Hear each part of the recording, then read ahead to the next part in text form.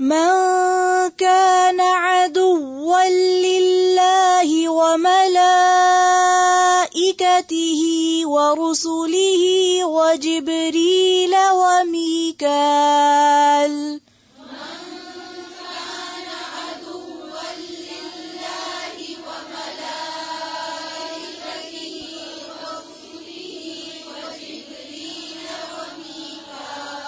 عدوا للہ، اس کو under line کریں، عدوا للہ وملائکتہ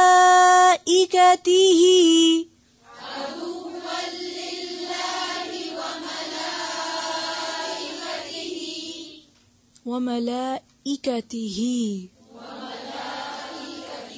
اس حمزہ کی زیر کو بھی مارک کریں، ای لمبا نہیں کریں گے اور ہی کو ملائکتی ہی نہیں پڑھیں گے، ملائکتی ہی.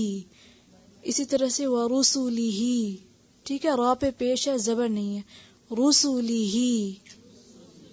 پھر سے پڑھیں، من کانا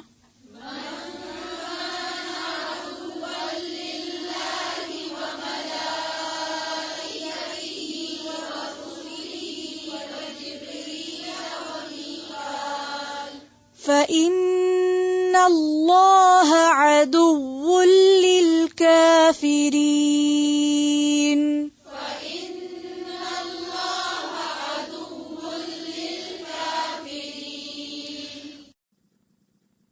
من کانا، جو کوئی ہے، عدوً دشمن، للہ اللہ کا، وملائکتہ اور اس کے فرشتوں کا، ورسلہ اور اس کے رسولوں کا، وجبریل اور جبریل علیہ السلام کا، ومیکال اور میکائیل علیہ السلام کا.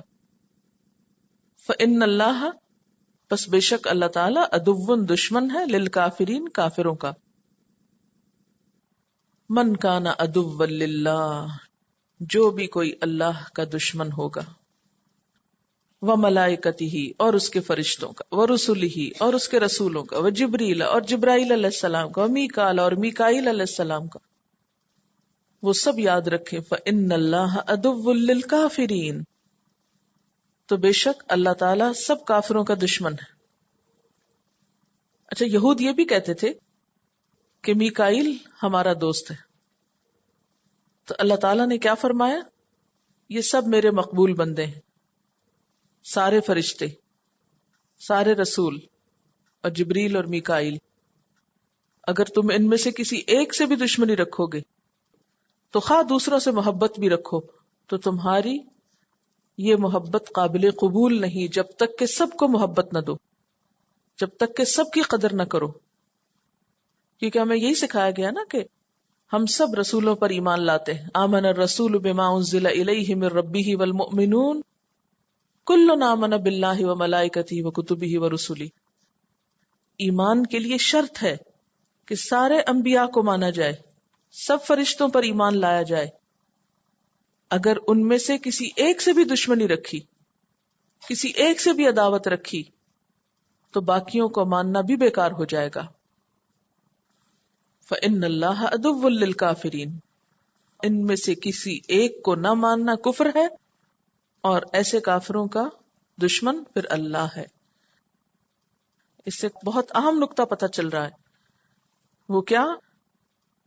کہ اللہ کے کسی محبوب بندے سے، اللہ کے کسی پیارے بندے سے نفرت رکھنا، عداوت رکھنا، دشمنی رکھنا انسان کے اعمال کو برباد کر دیتا ہے. ایک حدیث میں آتا ہے، من عادى لی ولیا فقد بارزنی بالحرب، جس نے میرے کسی دوست سے دشمنی رکھی اس نے میرے خلاف اعلان جنگ کیا. تو اس سے ایک بات پتہ چلتی ہے کہ اولیاء اللہ سے محبت اور ان کی تعظیم اور عزت بہت ضروری ہے. اللہ والوں سے محبت اور ان کی عزت بہت ضروری ہے. اگر کوئی شخص اولیاء اللہ سے دشمنی رکھے یا اللہ کے ولیوں سے عداوت رکھے، ایسے شخص کے اعمال برباد ہو جاتے ہیں. ایسے شخص سے اللہ تعالیٰ دشمنی رکھتے ہیں، ایسے شخص کو اللہ تعالیٰ ناپسند کرتے ہیں. اولیاء اللہ کا مطلب ہوتا ہے اللہ کے دوست. اللہ کے دوست بننے کے لیے کیا کوئی خاص شکل بنانا ضروری ہوتا ہے؟ کوئی خاص لباس پہننا ضروری ہوتا ہے؟ کوئی خاص قسم کا کھانا کھانا ضروری ہوتا ہے؟ کسی خاص قسم کے مقام اور مکان میں رہنا ضروری ہوتا ہے؟ کوئی خاص قسم کی حرکات کرنا ضروری ہوتی ہیں؟ پھر کیا کرنا ہوتا ہے اللہ کا دوست بننے کے لیے؟ دوست کون ہوتا ہے کسی کا؟ دوستی کی کیا علامت ہوتی؟ جب آپ کسی کو اپنا دوست کہتے ہیں تو سب سے پہلے چیز یہ ہوتی ہے کہ آپ کے دل میں اس کی یاد ہوتی، آپ اس کو یاد کرتے ہیں نا. پھر زبان سے اس کا نام لیتے ہیں نا. پھر اس کی پسند کے کام کرتے ہیں.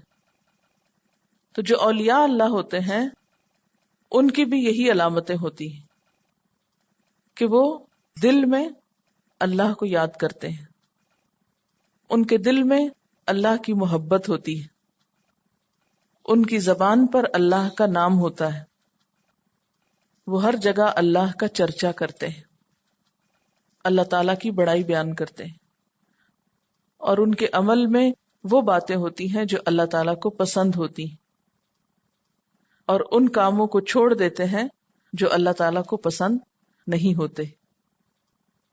یہ ہے کرائیٹیریا ولی اللہ ہونے کا. تو یہ 3 چیزیں جس کے اندر ہوں گی وہ ولی اللہ ہوگا.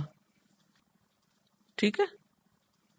ولی اللہ ہونے کا مطلب یہ نہیں کہ غیب کی خبریں بتائی جائیں یا کوئی خوابیں سنائی جائیں یا کوئی ایسی باتیں کہی جائیں کہ جو عام لوگوں کے بس میں نہ ہوں. جو شخص بھی اللہ کا دوست ہوتا ہے پھر اس کی مدد کرنا اللہ کے ذمے ہوتا ہے. ظاہر ہے آپ اللہ کو یاد کرتے ہیں تو اللہ تعالیٰ نے کیا فرمایا؟ فَاذْكُرُونِي أَذْكُرْكُمْ، تم مجھے یاد کرو میں تمہیں یاد کروں گا.